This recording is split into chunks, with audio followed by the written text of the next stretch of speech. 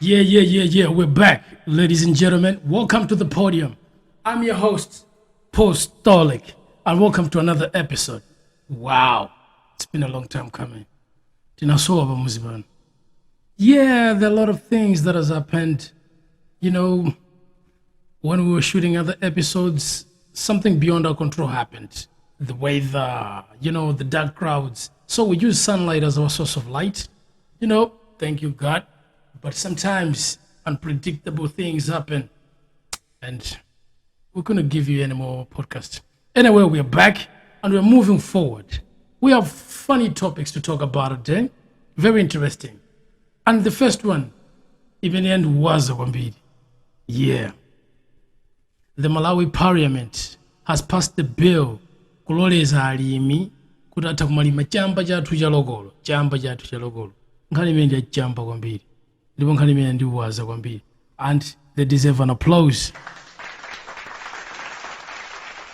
Anyway, nkhani yakuti chambachi which is potent weed, chamba chimene chimatha kubanda ndithu. Chimene chizilimidwa for should be medicinal use or recreational use. So anthu azikhalima license amazi chilima chamba chimenechi koma anenetsa kuti chamba chimene chisazilola kuti anthu azingosuta yayi. So there was a commotion in parliament. Some members of opposition members, they walked out of the parliament in disagreement with the bill. Why? They gave their arguments. Ena akuti zimene ziziwonongana ambiri. Koma kumali kuno last time I checked malima tobacco, not every kid smokes tobacco. I don't even smoke tobacco. So ena akuti nkhani imene we need more consultations. Kumali kuno we have done so many consultations on a number of topics and they don't bear any fruits. I remember in 2018, this one should be Dowa West constituency member of parliament, Kusamba Zonzi, yeah, brought a proposal in parliament for the amendment of the Financial Services Act. Okay, he was proposing we should have a limit kuti ma banks asama pirise kupitirira miyezo menewo ma interest rates. They wanted to amend the constitution. And nkhani imejeta bwera in parliament kunaliso mtsutso ngati umenewo. And they said, okay, let's leave this issue to the joint committee in parliament, which comprised of three committee members, and women caucus members, kunabwera public accounts, kenako kunazabwera kuti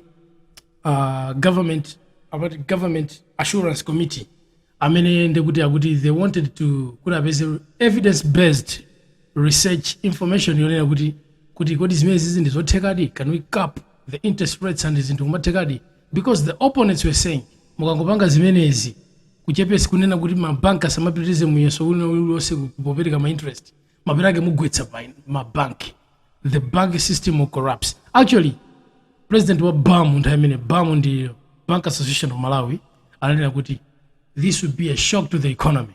Can you believe that?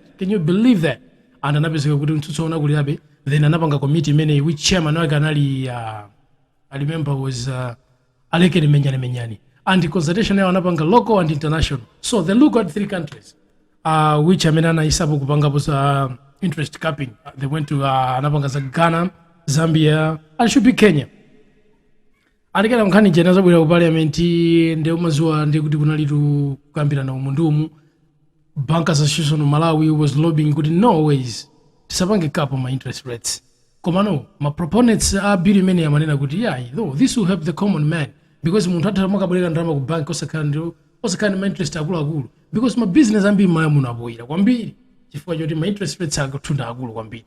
So munaonera interview ya Mike Mlombwa mezina kalira zake za ku banki ndi pali ma issues ambiri amene machitika kwa anthu ambiri pankhani za ma interest rates aku banki. So the proponents were saying we're trying to help the local man, the common man, kuti azitaka kabweka ndalama ku banki ndikumatha kuzibweza bwinobwino.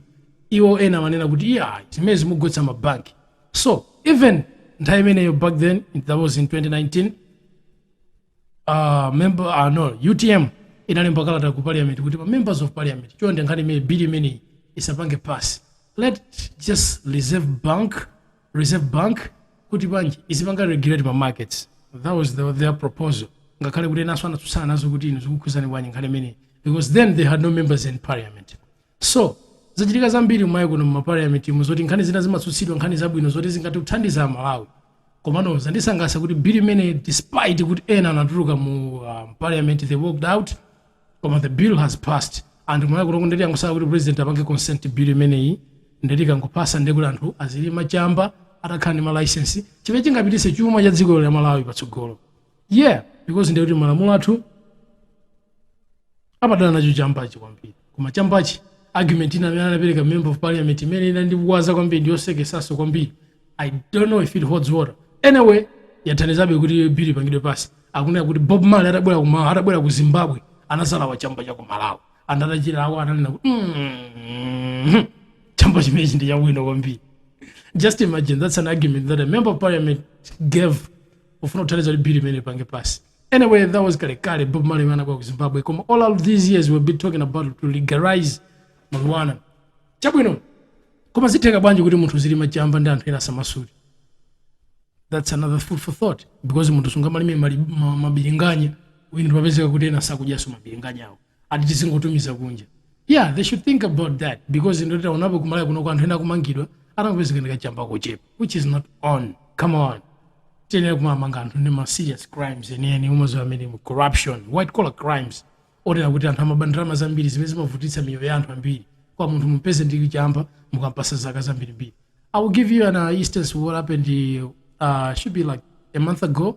Kulilonga anampeza Nigerian wina wake anampeza ndi cocaine ochepa chabwino 0.9 grams anampasa suspended sentence should be a suspended sentence kanampasa 12 months kapana namuzala apereke fine ya 1.5 million. Tonani pamene wina kanampeza ndi chamba mwana wake anampasa 6 years kena kwa akapanga apira anampasa 3 years. So zikwana kuti makoti monse pena pake ndi kuti sirikuza I'm not a law practitioner. I haven't studied law. Koma bende kuti pena pake ndi kuti cocaine ndi drug yonera kuti ndi kuti take processes to do it. Chamba chimangomera chokha chita kumera kudimbuku kuseri kwa nyumba kwako.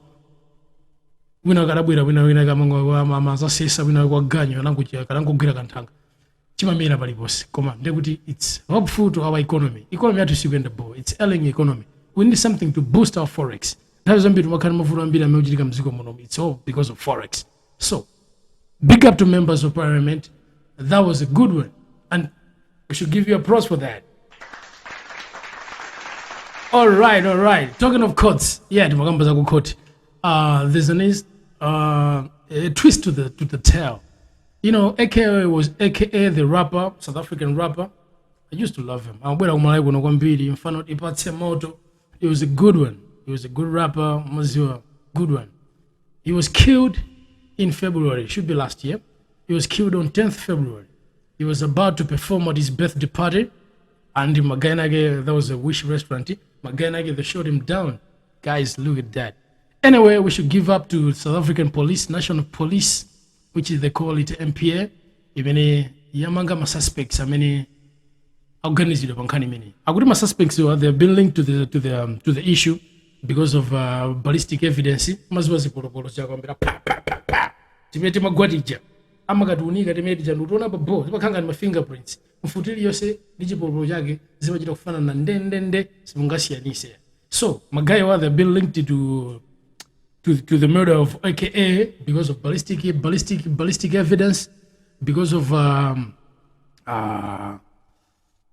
anapanga track magali moto amene anapanga hayala magali moto amagaisiwa inaso ndekuti umaziwa ndekuti ma financial transactions pachamukizota anthu analipirana ndalama. So these guys they are 5 pali 2 enaka they are Swaziland ndekuti panopa ndekuti apanga ma process ora apange victim abwerere kuti nawa akankhe mlandu muziko la South Africa. So magaya amene wande kuti alipo 5 akena kwa na onse 7 dana anapita ku court amakapempha bail application. So the state imakana kuti magayizi wa musapase bail because magayizi wa akoneka kuti ndi gang. The murder was gang related. Maikumbira movie ya Paki gang related. So magayizi wa ndi kuti akona kuti ani milandu ina so ina pending cases or they're supposed to answer. So that's the argument. Akona kuti magayi wa meno don't give them bail because they can go away. Flight risk. Amati flight risk magayi rata kutawa mlandu. They cannot cooperate with the cops. Komaso atokasokoneza evidence because mozi mfoni mozi mena beza ya suspect mene munali ka voice note akumulembera mbale wake unakuti pala daina yake ni mboni ya mlandu wathu amene takamusoweseniso. So there was a bombshell that was dropped in court that day. Magaye ende kuti umaziwa the state prosecutors akuwerenga affidavit imene analemba ma investigator akuna kuti Magaye amene wawa nkhani imene musapase belo chifukwa kuti nkhani imene ikukhuza naso businessman wina akutchuka kwambiri ku South Africa ku Durban, KwaZulu Natal, amene ndi Sydney Fundo Nkaba amene wandi family ya Kaba brothers. Magaye utchuka kwambiri. Magaye ono business ya business acumen ona amapanga business ya mataxis ni mamini ba South Africa. So no Magaye amene wanda amene akuoneka kuti nkhani imene yakhuza. Why on the day imene anaphedwa aka zikuoneka kuti Magaye wala ena anamusatira aka uchokera from airport kufana ku hotel akumusatira be then they anakamsatira mpaka mu restaurant. Adaye ena nakalowa mu restaurant momo amangomuyang'ana akudya mu restaurant kuja mpaka anachita kusuntha mpando wake ndikakhala pena kuti azaona bwino anthu. Adaye amene anaona pa CCTV aka ataomberedwa panja anthu osanathamanga panja kuti akaone kuti osakhala bwanji panjapo tamva ma gunshots. Adaye amene anangokhala panja mkati momo anali amukupasa machani masaina nzawo akumalembera ma SMS kuti apa nopali muno panopa akutuluka. Adaye amene osanamangidwa nawo. So what happened is this, anapezeka kuti Adaye nawo atamuombera aka anamuimbira phone yakuoneka ma phone records akuoneka anamuimbira Sydney Fundo Nkaba amene ali businessman wa ku dziko limene la South Africa la ngoma taxi na anthu option the most feared. So ngamangotchula zina lawo mwachisawawo, they are everywhere utakusowa. Ni Magaye amene ataimkhulana ma phone records akuoneka kuti anayankhulana mama wake akuoneka kuti panapangidwa transaction ya ndalama kuchokera kwa account ya Nkaba ya business yake imene akuti should be at Bright Circle. Anatumiza dollar kwa Adaye amenewo. Komano amene amatumiza ndalama kwa Adaye amenewo anatumiza 800,000 rands. Can you believe it? 800,000 rands. Ndalama zimene zimwe kuno it's equivalent to 72 million kwacha. Just imagine guys. Ndipo amatumiza mmazo pa makaka description analemba kuti consultation ati consult. So no zikuoneka kuti ma investigators iwa anafufuza ndithu kuona kuti panali business ili semana panga madolo ya consultation kuona kuti mayazi can this money 72 million malai kwacha kuti mene munthu susungathe kulipira for consultation fees is just too much money. Mukuona ndimene akupanga link kuti no ways in your payment malipira feke Magaye wa amombera ndani aka zikuoneka anatuma ndamene. So Magaye asora ndrama nagawana ndrama zichi atagawana ndrama mena amatumiza ndramazo anaika pasu ka description kake amaika kuti ma dividends. Koma zikuoneka kuti Adaye amene wana ndrama ndi business iso nawo ya mataxi. Koma Magaye amene amatumizira ndrama sali ndi ma shares muchani mu business mwawo. So alemba bwanji kuti ngata kwalipira ma dividends. So they have connected the dots, the investigators akuona kuti Magaye iziwa belo imene musapasi because zikuona kuti nkhani inde kuti ndi Magaye. So it means this story kuli Magaye na amene atapitizidwa kumangidwa ngati Magaye amene achulidwa awa amangidwa. So I believe so. So there are many twists that will come to this issue. Anyway, we just want to see justice happening to the death of my favorite rapper, South African rapper, aka, oh my word, that was something else. That was too much. So yeah, so bail application in Kanimene Mpaka should be on the 2nd April, early next month. Emenata Kampirane Sunkanimene could have a study bail, come a minute on here. Sa pass up a guy anyway. So that's what is happening. And that's another story to think about. Anyway, there are a lot of things that is happening in the world. Chaka don't to follow my one meeting with Sanko. There are 64 countries that are holding elections. Akusanka zinizosiana siana. Ena kusanka ma president, ena kusanka members of parliament, ena mata kuti House of Representatives, ena kwamata Legislative Council. Akusanka zinizosiana siana mena masichulira. This basically they are choosing leaders. So leaders, they are called different names in different places. Tikapita ku Ujeni ku Maldives. Of course, and also vote this year. They are choosing a good House of Majlis. Just imagine. House of Majlis. Yeah. Anyway, I mean that's so good. So Malawi, as we are watching and anticipating our own in 2025, yeah, we're just watching how the world is going to change because there are some elections which may affect us, some that won't even affect us. I mean, I'm talking of a regular man who they won't be affected in the chisanko yumejujitika ku Korea, South Korea kanga ujirika chisanko. Koma ndeti maiko amene ali pafupi na fama ujirika chisanko should be South Africa, Mozambique, Madagascar kumene kuchitika zisankho amene wananzathu amene timagawana nawo achina macyclone achina gombe achina freddy so maiko ena zisankho zachitika kale. For instance russia ku russia apanga kale chisankho Vladimir Putin wawina ndi 88%. Ngati chisankho chenicheni ni chisankho chonena kuti aliyense amadziwa kuti it won't be free neither fair. So wawinabe ndi 88%, alamulirabe wa zaka zina zochuluka. Pali chisankho chimene chachitika kale ku Senegal, mwamva kale mfana ujayo, mfana wa 44 years uja Faye wawinaso 10 days after being released from prison, ndero wawina chisankho nawo akakhakuti amulumbirisa he will be the youngest elected president in Africa. Suri muone ngati kuti ku Africa kuno ndikuti mas president onse ndakulu kuliso mafana, kuli mafana ena ndi zaka 36, kuli mafana ena ndi zaka 39 ma president, kuli mafana ena ndi zaka 41 kumposaso iyeyo. Koma ena awa mafana awawa suri ndi ma youngest ya elected because ena awandira nangolanda maboma amazo military coup tikuyekiza mafana awu ndira ku maiko ako wachina kuntunda uko anangolanda boma. Wina waku Chad anangotenga boma kwa bambo ake atamwalira ngati ufumu ngotenga basi kungovala nayeso ndene ni mfanaso. Koma uyu is 44 at least, koma bende kuti is democratically elected president. So big up to him. He should get a round of applause. So zisankho zimene zikuchitika zina zikuchitika ku South Africa tikuziwa kale na Jacob Zuma wayambisa chipani chake kuti MK ANC chipani chimene chimalamulira boma ku South Africa chimadana nazo zoti Jacob Zuma nayeso akulembesa chisankho bwanji akufuna ayimire nawo vote bwanji kuti kundelera anakalimbana naye ku court kuti chipani chake musachipange register yayi ayini mfundo zawonso nawozo mpaka panopa ndero Jacob Zuma nkhani chakuona ngati wapambana komanso be apanga babiro pa nkhani naye yakuona kuti masimbo zawo atha kusokoneza be anthu pena pake. So nimezi maghalira kumaya kuno. Remember nthawi imene UTM ipangidwa register ena limbana nazonso kwambiri ayipanga register because nthawi imene amalamulira chipani cha DPPC mafuna kuti UTM itapanga register. So ndizimene malimbana nazo zambiri. Anyway chisankho cha ku South Africa chipanga effective bwanji. Well amalawi ambiri limapita ku Johnny. So just imagine atakhaluwa wina Julius Malema wa chipani cha EFF, comrade in chief Julius Malema atatawine. It can benefit us in a way or the other because ndiri umazwa immigration policy yake amanena kuti Africa, we are all one Africans. There's no need these borders anangobwera ndi apartheid system wazungu. So which means that he can open up the borders because amanena kuti inu watakauti maboda osewa ndosegula anthu aku South Africa amene simagwirabe ntchito ena simugagwirabe ntchito because simakondogwira ntchito. So Africa, we are one. So that election can affect us. Another election that is happening around the world is another election. United States of America. They're voting in November. And chisankho chakumene kunthawi zambiri ndekuti ziko lonse makhala ku time because ndekuti it affects us in a way or the other. Panopa ndekuti ndeti amene front runner amene wa Republican Party, former President Donald Trump amene yakuoneka kuti ndi amene atapikisana ndi Joseph Biden wa Democratic Party amene wandekuti nkoke.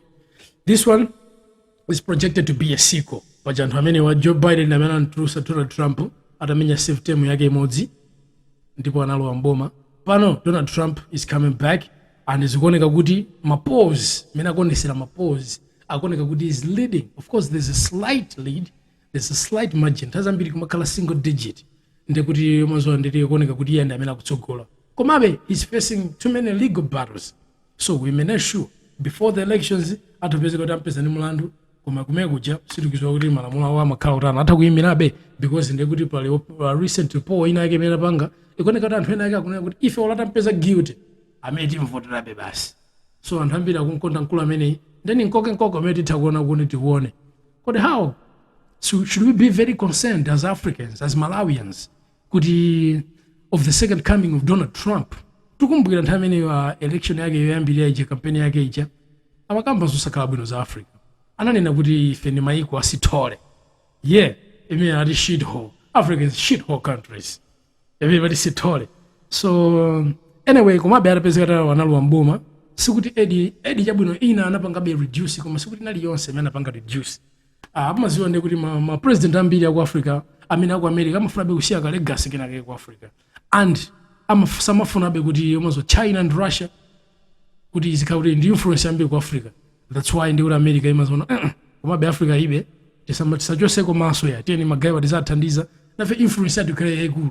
So Donald Trump atalowa ndi kuti of course after 3 years ndi kuti anazachosabe kaidi kenakake komabe omazo just like most of recent American presidents. Naiso he came up with another initiative. Okay, let me give you a quick background. Historically, it was in 2000, President Bill Clinton, President Bill Clinton said. President Bill Clinton AGOA, which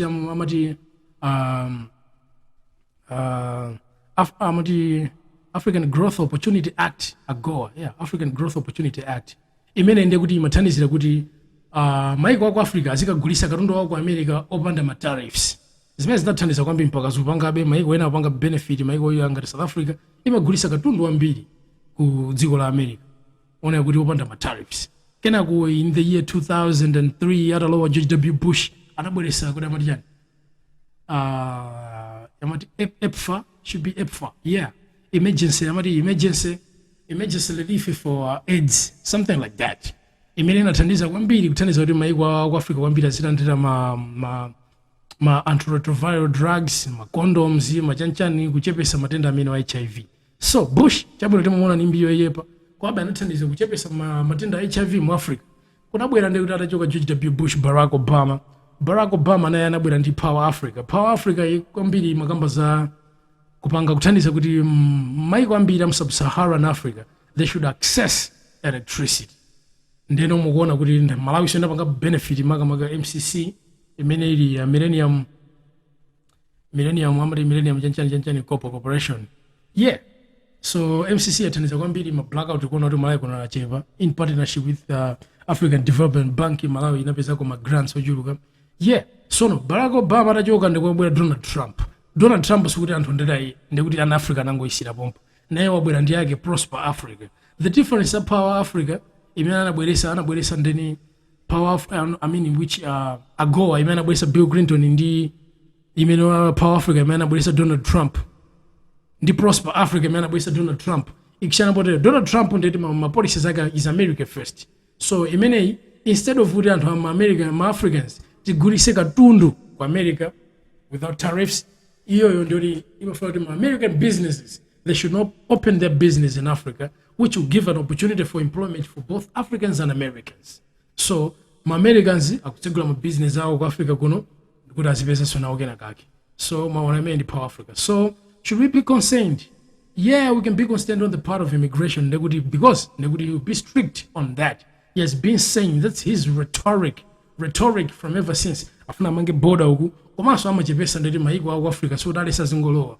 Munaona kale ndekuti nthayene yake should be like miyezi yapitayo kupezeka kuti ma visa ambiri adzadzati ku consulate ya kwa American embassy ora apange process ora anthu akufuna ma visa opita koma koneka kuti anthu ambiri akanikabe kupeza ma visa pazifuka zimene akuziwa okha kumeneko koma ndekuti it affect immigration anthu opita kumeneko ndi anthu ena amene ali kumeneko amene ndekuti they are not documented kapena timati illegal immigrants.